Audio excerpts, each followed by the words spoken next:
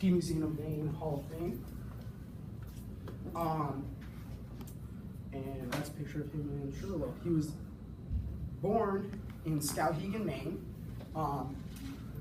and he started skiing at the age of 12 at Sunday River just after his father's passing.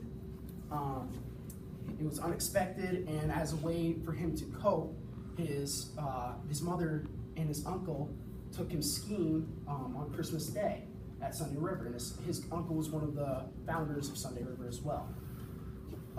And it just became a passion for him. He started skiing every winter after that, and he raced for the Skowhegan High School team, and he used to bum rides off of friends, beg, steal, borrow, whatever he could to get up to Sugarloaf and ski at, I believe it was Kent's Hill. And so he continued, he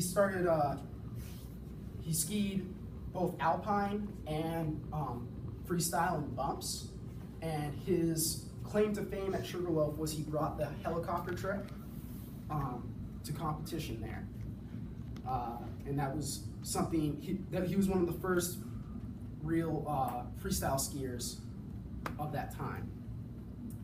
And he used to say that for training at Kent's Hill, they would go into the woods, cut down alders, and use them as gates because of the funding and whatever.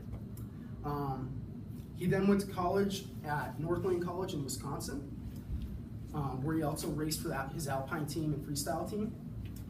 And he dated his Maine-based girlfriend throughout the whole 4 years, and then took her out to Jackson Hole for a summer and married her there, and then came back to Maine.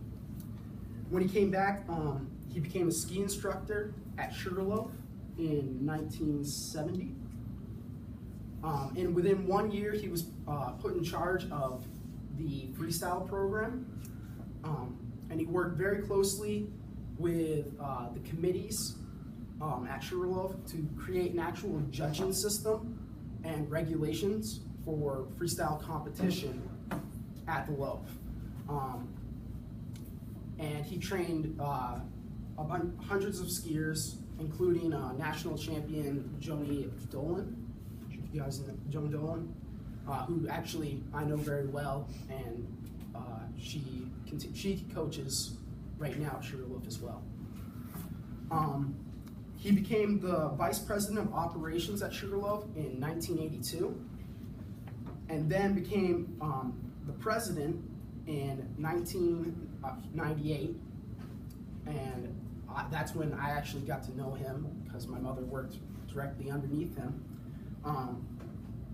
And he was very well known for having a grimace at all times. He never really showed much emotion, and he was kind of an iconic figure at Sugarloaf that all the locals knew.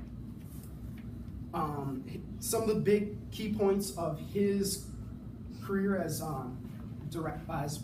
president of Sugarloaf was the expansion onto Brackett Basin.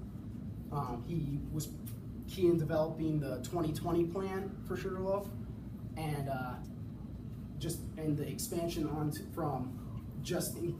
expanding Sugarloaf's territory onto Burnt Mountain and cutting blades on Burnt and what's now the Androscoggin Blade. He was one of the key people in developing that.